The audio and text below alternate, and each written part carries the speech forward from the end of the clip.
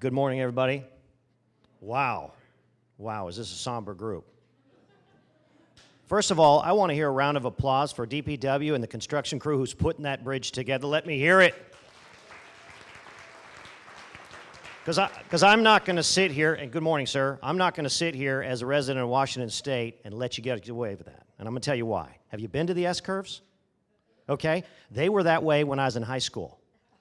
Okay? This took place on in November of 2018. Isn't that about right? November 2018 broke ground, and they're almost finished.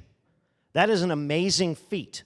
I don't want to just say for the state of Washington, but probably for construction in general. That is amazing. We all should take pride in that. You spend any time on I-5, you'll know what I'm talking about, right? It's a deflector. Let's get on to some medical stuff now, because this is what you all came here for. Let's go to the next one.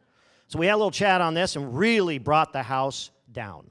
Thank you, Colonel Duncan. He is my partner in crime. I bring him up, he brings him down, we balance each other out. Let's make this happen. But what I'm trying to do is make sure we're socializing some of the symptoms, some of the things that are out there, but also some of the temper the concerns out there, right? Temper the concerns out there. Because a lot of this that's going on right now is happening because these systems in the countries where this is happening do not have a very solid healthcare base. They have a very poor infrastructure for healthcare systems, and they're much more susceptible to this than anyone in developed nations or nations that pay attention a lot to healthcare requirements of their communities. Is that making sense to you all in here? Which is why it seems odd that there's so many in those locations and there's so incredibly few in ours. And that's a credit to the healthcare community. It does present in a specific way. It is originally a zoonotic, I think, issue, and now it's become a zoologic, which means it just jumped from person to person from animal, and it could maintain that way. Obviously now it's person to person, but they're handling it just like any other flu case. Let's go to the next slide, which shows you what things you could do to prevent. And this just goes for the basic flu as well, which we'll talk about in a second here, right? Make sure you're washing hands frequently. This is kind of a normal thing done anyway, but it's kind of reinforced now. A lot of that's happening. And if you're sick, please stay home, right? No use getting everyone in the office or everyone in the school or what have you sick, right? I have small children, so they come home, and they're little petri dishes, right, of illnesses that they're bringing home. And thankfully, I've had most of them, but they themselves carry that really quickly back and forth. If they get sick, you leave them at home and give the rest of the folks a break. Make sure that you don't touch your mouth, ears, nose, eyes with fingers before you wash them. Next slide. And there's a delay. Okay, all right. So let's talk about like flu for the second, the basic flu, all right? There's 24,000 cases right now of coronavirus.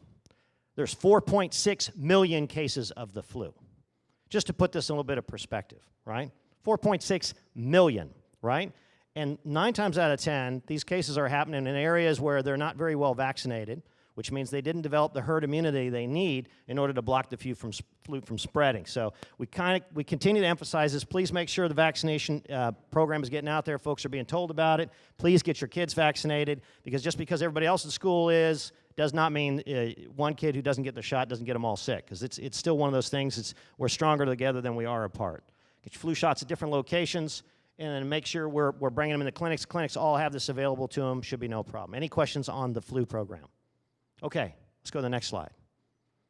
Okay, you're going to take a sick day, talk to a registered nurse online. You can get a sick slip through this system. You can answer your questions. You can find out about urgent care locations, which, by the way, are non-referral required, right? You can just go to urgent care. Unless you're active duty, you can go to urgent care. And you don't need a referral, and it's free, right?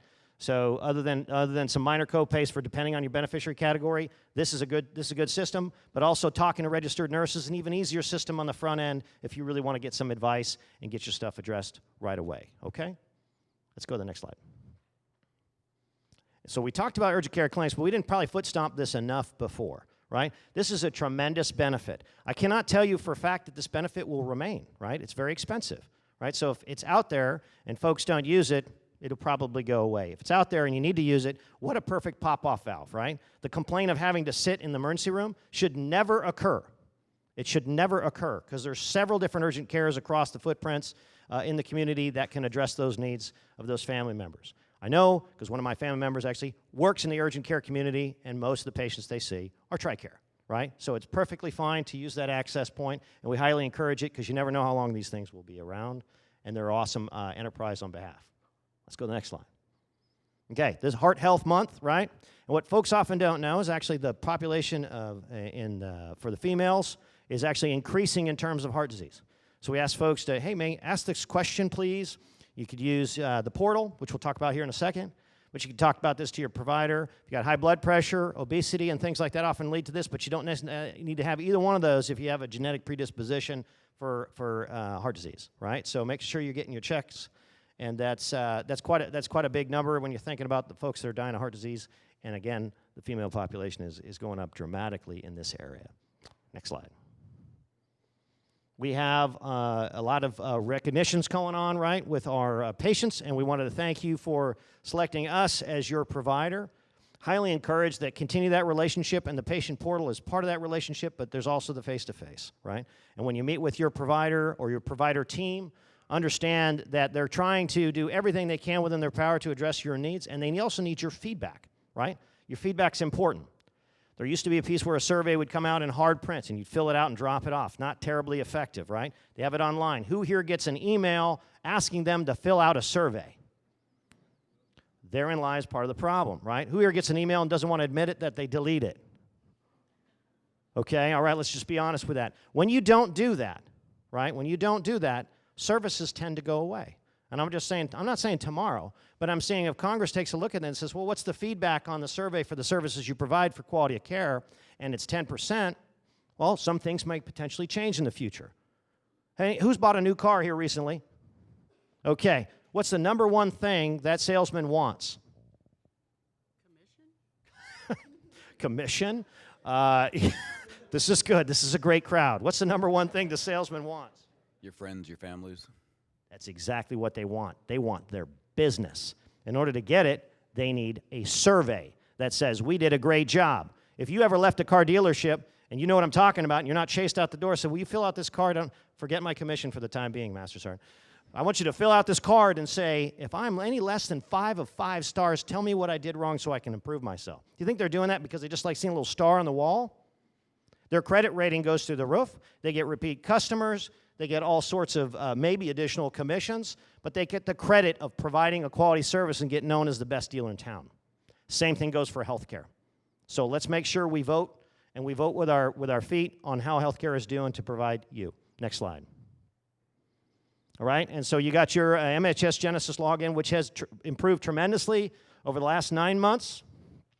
These updates to the system is in large part the benefit of the staff at Madigan. They have done a tremendous job working with their partners from Bremerton, Oak Harbor, and Fairchild, right, to come up with ways to improve this system. This went from like a 20 to 30-some character password with all kinds of special, I mean, it's ridiculous that you had to change every 90 days to like a 4-character password that you do every 6 months. Those are just one example of we're trying to make that system easy, and the reason that came back like that is from surveys and feedback.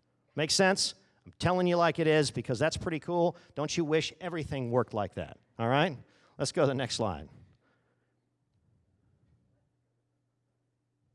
And there you got it, right? Follow Madigan, give us some feedback, tell us what you're thinking, and get after some of the problem sets we have out there. There's going to be some information that comes out on any DHA transition changes. We'll make sure that communicates that to the community, but right now we're sitting very pretty. So, any questions? Ma'am.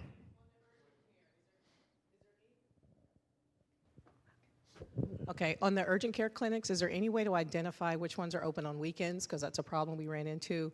You call up the TRICARE advice people, they have no idea. They're not listed as to who's open on weekends. That should be no problem, right? If you call the nurse advice line, they could also tell you as well. They don't know. They don't know? They don't know. All they can do is tell me, go to this one. I said, I went to that one. It's not open on weekends. Okay. Can you tell me which ones are open? She could not.